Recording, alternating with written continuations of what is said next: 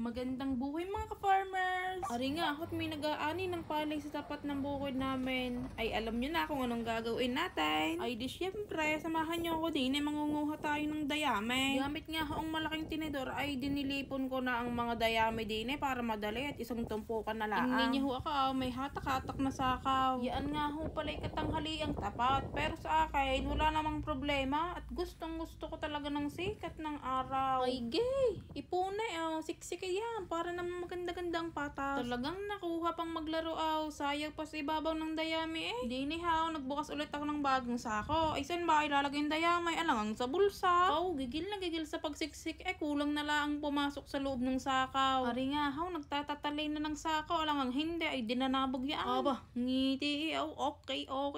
Nagpahinga ako din. Yan kainit ba naman yan ang aking kinukuhanan. Ay syempre ulit yan nagtatatali at bubuhatin na lakas yung isa pa buhatin na, yung isa'y hahatake para mabilis tayong makaipon. Ari na nga ang huli kong pasan.